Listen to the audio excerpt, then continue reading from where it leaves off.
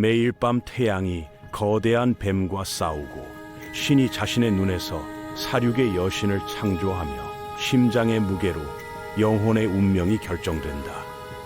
이것은 판타지 소설이 아니라 고대 이집트인들이 실제로 믿었던 신화입니다. 5,000년 전 나일강 유역에서 시작된 이 신비로운 이야기들은 단순한 상상이 아니었어요. 그 속에는 우주의 원리, 인간 본성에 대한 놀라운 통찰, 그리고 삶과 죽음의 본질에 대한 깊은 철학이 숨어 있습니다. 특히 창조와 파괴, 질서와 혼돈이라는 영원한 대립 구조를 통해 고대인들은 세상의 모든 것을 설명하려 했죠. 지금부터 피라미드와 파라오의 땅에서 탄생한 이 경이로운 신들의 세계를 탐험해 보겠습니다. 태양신 라의 매일 밤 사투부터 오시리스의 죽음과 부활, 그리고 수많은 신들의 흥미진진한 이야기까지 말입니다. 먼저 라 신에 대해 살펴보겠습니다. 태양신 라는 이집트 신화의 절대적 존재로 원시의 혼돈인 누에서 스스로를 창조해낸 신이에요. 흥미롭게도 라는 매일 아침 동쪽 하늘에서 태양의 배를 타고 여행을 시작하는데, 이는 단순한 천체 현상이 아닙니다. 고대 이집트인들에게 이것은 질서가 혼돈을 이기는 일상적 승리를 의미했거든요. 그런데 라의 가장 흥미로운 면은 그의 이중적 성격입니다. 낮에는 자비로운 생명의 수여자이지만 밤이 되면 두아트라는 지하 세계를 통과하며 혼돈의 거대한 뱀 아포피스와 치열한 전투를 벌여요. 이 전투는 매일 밤 반복되는데, 만약 라가 패배한다면 태양은 영원히 뜨지 않을 것이라고 믿어졌습니다. 특별히 주목할 만한 것은 라가 인간들을 처벌하기로 결정했던 사건이죠. 인류가 그에게 반항하자 라는 자신의 눈에서 세크메트라는 사자 여신을 창조해 보냈습니다. 그런데 세크메트의 파괴 욕구는 통제 불가능해졌고 인류 전체가 멸종될 위기에 처했어요. 라는 급히 맥주를 붉게 물들여 피처럼 보이게 한 후 들판에 뿌렸습니다. 세크메트는 이것을 피로 착각하고 마셨다가 취해서 살육을 멈췄죠. 이 신화는 권력자가 분노에 사로잡혔을 때 어떤 파괴적 결과를 낳을 수 있는지, 그리고 지혜로운 해결책이 얼마나 중요한지를 보여주는 깊은 교훈이 담겨 있습니다.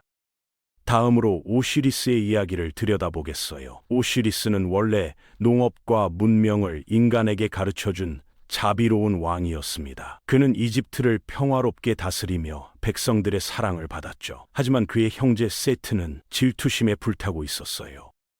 세트가 오시리스를 속여 관 속에 가두고 나일강에 던진 사건은 이집트 신화의 핵심입니다. 여기서 중요한 것은 오시리스의 부인 이시스의 반응이었어요. 이시스는 포기하지 않고 오시리스의 시신을 찾아 헤맸습니다. 그녀는 여동생 네프티스와 아누비스의 도움을 받아 시신을 다시 조립하고 강력한 마법으로 오시리스를 되살렸어요. 하지만 부활한 오시리스는 더 이상 산자들의 세계에 머물 수 없었습니다. 그는 두아트로 내려가 죽은 자들의 왕이 되었죠. 이것이 바로 고대 이집트인들의 내세관을 보여주는 핵심적인 신화예요. 죽음이 끝이 아니라 새로운 시작이라는 믿음 말이에요. 이시스의 이야기에서 빼놓을 수 없는 것은 그녀가 라의 비밀 이름을 알아낸 사건입니다. 이시스는 아들 호루스의 권력을 강화하기 위해 라의 진정한 이름이 필요했어요. 그래서 그녀는 교묘한 계획을 세웠죠. 라의 침과 흙을 섞어 독사를 만든 후 라가 지나가는 길에 놓았습니다.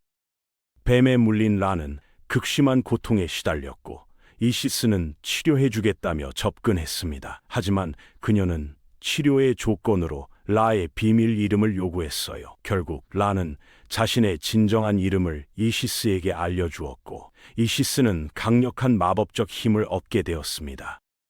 이 이야기는 지식이 곧 권력이라는 고대의 지혜를 보여줍니다. 또한 여성의 지혜와 전략적 사고가 때로는 남성의 물리적 힘보다 더 강력할 수 있다는 메시지도 담고 있어요. 세트에 대해서도 더 깊이 살펴봐야 합니다. 세트는 단순한 악역이 아니에요. 그는 혼돈과 폭풍의 신이지만 동시에 라의 태양배를 지키는 중요한 역할도 담당해요. 매일 밤 세트는 아포피스와 싸워 라를 보호하죠. 이는 파괴적 힘도 때로는 더 큰 질서를 위해 필요하다는 복합적 세계관을 보여줍니다. 호루스와 세트의 경쟁은 이집트 신화에서 가장 흥미진진한 부분 중 하나예요. 이들의 대결은 단순한 힘겨루기가 아니라 지혜와 교활함의 대결이기도 했어요. 한 번은 돌배 경주를 했는데 세트는 자신의 힘을 과시하려고 정말 돌로 배를 만들었습니다. 반면 호루스는 나무배를 돌처럼 보이게 위장했죠. 당연히 호루스가 승리했습니다. 호루스가 세트와의 전투에서 잃은 왼쪽 눈은 이집트 문화에서 특별한 의미를 갖습니다. 이 눈은 나중에 치유되어 호루스의 눈이라는 강력한 보호의 상징이 되었거든요. 이것은 상처와 시련을 통해 더 강한 힘을 얻는다는 깊은 철학적 의미를 담고 있어요. 아누비스는 죽음과 관련된 신이지만 그의 역할은 매우 중요합니다. 자칼의 머리를 가진 아누비스는 미라 제작과 내세의 심판을 관장해요. 특히 그가 주관하는 심장 무게 제기 의식은 이집트인들의 도덕관을 잘 보여줍니다. 이 의식에서는 죽은 자의 심장을 마아트의 진실의 깃털과 저울에 올려 비교합니다. 만약 심장이 깃털보다 가벼우면 그 영혼은 갈대밭이라는 낙원으로 갈 수 있지만 무거우면 아메미트라는 괴물에게 삼켜져 완전히 소멸돼요. 마아트는 진실과 정의의 여신으로 우주의 균형을 유지하는 역할을 합니다. 그녀는 한때 혼돈의 신 이스페트의 도전을 받았어요. 이스페트는 세상의 질서를 파괴하려 했지만 마아트는 우주의 조화를 나타내는 신성한 직무를 짜는 것으로 대응했습니다. 이스페트가 그 직무를 찢으려 할 때마다 오히려 더 강해졌고 결국 마아트의 확고한 의지가 승리했어요. 이는 진실과 정의가 일시적으로 위협받을 수 있지만 궁극적으로는 승리한다는 믿음을 보여줍니다. 토트는 지혜와 문자의 신으로 상형 문자를 창조한 것으로 알려져 있습니다. 이비스 머리를 가진 토트는 또한 달의 신이기도 했죠. 그의 가장 유명한 업적 중 하나는 코누와의 세네트 게임에서 달빛을 따낸 것이에요. 이 게임의 목적은 누트 여신을 도우려는 것이었습니다. 누트는 라의 저주로 인해 1년 중 어느 날에도 아이를 낳을 수 없게 되었는데 토트가 달빛을 따서 오일을 추가로 만들어냈어요. 이 5일 동안 누트는 오시리스, 이시스, 네프티스, 세트, 호루스를 낳을 수 있었죠.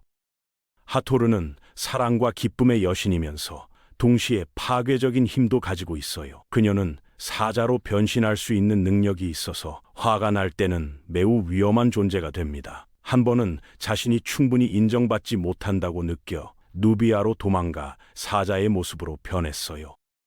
라는 토트를 보내 하토르를 달래고 이집트로 돌아오게 했습니다. 토트는 영리한 말과 칭찬으로 하토르의 분노를 가라앉혔고 그녀가 돌아오자 세상에 다시 조화와 기쁨이 찾아왔어요.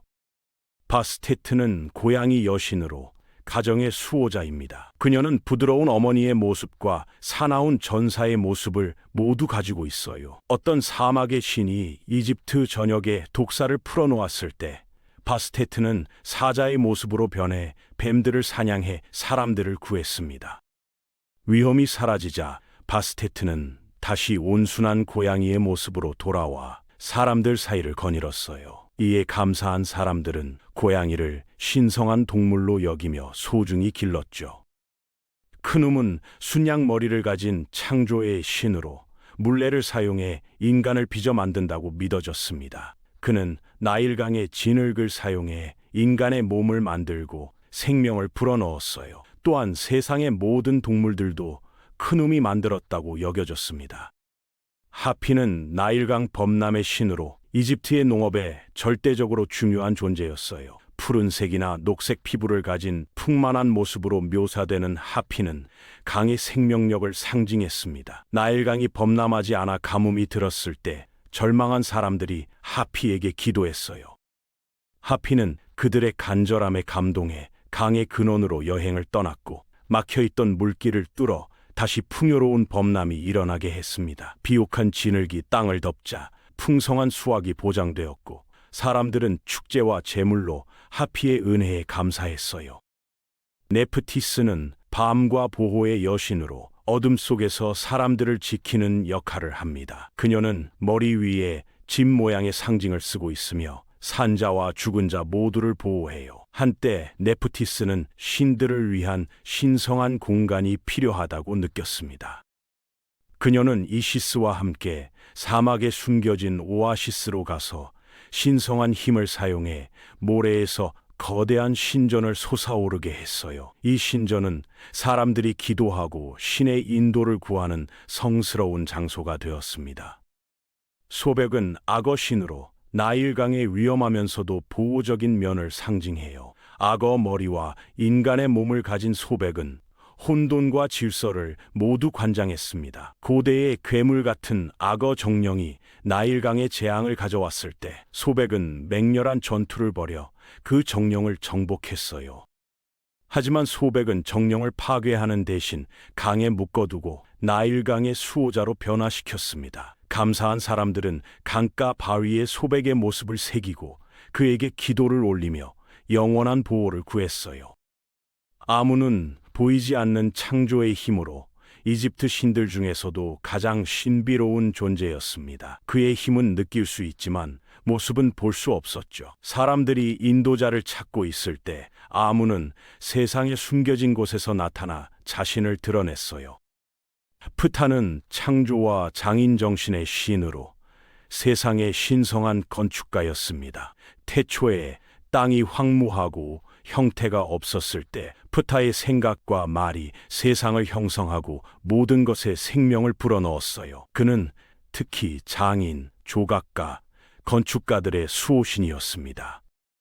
코누는 달의 신이자 치유의 신으로 밤의 방랑자였어요. 아문과 무투의 아들인 코누는 어둠 속에서 빛을 가져오는 자로 알려졌습니다. 어느 날 밤 파라오가 중병에 걸렸을 때 사제들이 코누에게 간절히 기도했어요. 달빛 아래서의 그들의 헌신에 감동한 코누는 하늘에서 내려와 치유의 빛을 파라오에게 비추었습니다. 달이 차오를수록 파라오의 힘이 돌아왔고 보름달과 함께 완전한 회복이 이루어졌어요. 이처럼 이집트 신화는 단순한 옛 이야기가 아닙니다. 그 속에는 인간의 본성, 자연의 법칙, 사회의 질서에 대한 깊은 통찰이 담겨 있어요. 창조와 파괴, 질서와 혼돈, 생명과 죽음이라는 영원한 주제들을 통해 고대 이집트인들은 삶의 의미를 탐구했습니다. 오늘은 나일강 유역에서 꽃피운 찬란한 이집트 신화의 세계를 함께 살펴봤습니다. 태양신 라의 매일 밤 사투부터 오시리스의 부활, 그리고 수많은 신들의 흥미진진한 이야기까지 이 신비로운 여정이 여러분에게 즐거움을 드렸기를 바랍니다. 영상이 도움이 되셨다면 좋아요와 구독 부탁드립니다.